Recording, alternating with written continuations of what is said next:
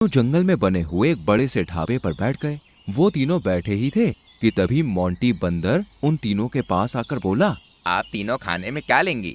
हमारे लिए दाल मखनी और पनीर की सब्जी मक्खन लगी रोटी के साथ लगा दो। मोंटी बंदर उन तीनों का ऑर्डर लेकर चला गया।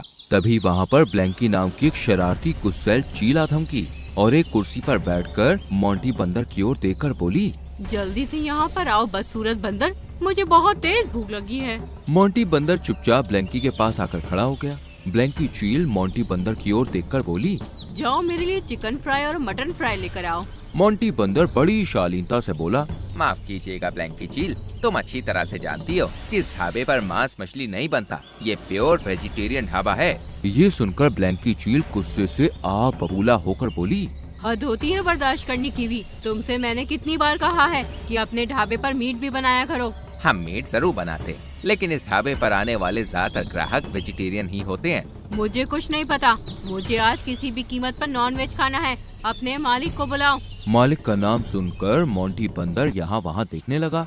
ब्लैंकी चील मुस्कुराती हुई मोंटी बंदर से बोली, क्या हुआ, तुम्हारी बोलती क्यों बंद हो गई? 3 बार इस ढाबे के मालिक के बारे में तुमसे पूछ चुकी हूँ, मगर तुमने नहीं बताया। इसका मतलब इस ढाबे का मालिक कोई है ही नहीं, और तुम्हारी फटीचर हालत देखकर तो कोई भी बता सकता है कि तुम तो नौकर हो। इतना बोलकर ब्लैंकी चील ने ढाबे पर तोड़फोड़ करनी शुरू कर दी। मोंटी बंदर ने ब्लैंकी चील को बहुत रोका, मगर ब्लैंकी चील अपनी मनमानी करती रही और ढाबे को तहस नहस करके वहाँ से चली गई। ये देखकर रानू चिड़िया गुस्से से मीनू और रानू की ओर देखकर बोली, ये चील तो बहुत ही ज्यादा बदतमीज है। क्या तुम उसे नहीं जानती? सारे जंगल में ब्लैंकी चील बदतमीज और अकड़ू के नाम से प्रसिद्ध है। जो भी हो, हमें उसकी शिकायत जंगल के राजा शेर से करनी होगी। तुम सही कहती हो, चलो अभी चलकर महाराज से इसकी शिकायत कर आते हैं। मुझे तो बेचारे मोंटी बंदर पर बड़ी ही दया आ रही है। कितना सीधा है, एक शब्द नहीं बोला उसने।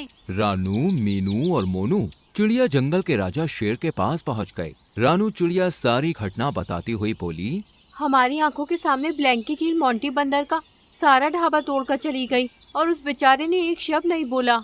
ये सुनकर शेर गुस्से से बोला, ये तो बहुत ही गलत हरकत है। ब्लैंकी चील को माफ नहीं किया जाएगा, उसे अपने किए की सजा मिलेगी। मैं अभी ब्लैंकी चील को बुलवाकर पूछताछ करता हूँ। कुछ ही देर में ब्लैंकी चील जंगल के राजा शेर के सामने हाजिर थी। जंगल का राजा शेर ब्लैंकी चील से बोला, तुम्हारी हिम्मत कैसे हुई मोंटी बंदर के ढाबे में तोड़ फोड़ करने की? महाराज, मेरा काफी दिनों से मीट खाने का मन कर रहा था, जो कि ब्लैंका बंदर बना ही नहीं रहा था।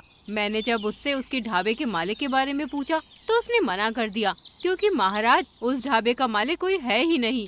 अगर उस ढाबे का मालिक कोई नहीं है तो फिर मोंटी बंदर क्या पागल है जो वहाँ पर नौकरी करेगा? अब ये तो आपको मोंटी बंदर ही बता सकता है। तुम जा सकती हो, जरूरत पड़ने पर मैं तुम्हें दोबारा बुलाऊंगा। ब्लैंकी चील वहाँ से चली गई। शेर रानू, मीनू और मोनू की ओर देखकर बोला, चलो मेरे साथ, मैं स्वयं चलकर मोंटी बंदर के ढाबे में देखना चाहता हूँ। शेर राजा उन तीनों को लेकर बंदर के ढाबे पर पहुँच गया, जहाँ पर मोंटी बंदर मुंह लटकाए हुए बैठा हुआ था। जंगल का राजा मोंटी बंदर से बोला, मैं मानता हूँ कि तुम्हारे साथ जो हुआ वो बहुत ही गलत हुआ, लेकिन जब ब्लैंकी चील इस ढाबे के मालिक से मिलने की बात कर रही थी तो तुमने उसको क्यों नहीं मिलवाया? माफ कीजिएगा महाराज, इस ढाबे के मालिक का सख्त आदेश है कि उनका नाम किसी को ना बताया जाए। क्या मुझे भी नहीं?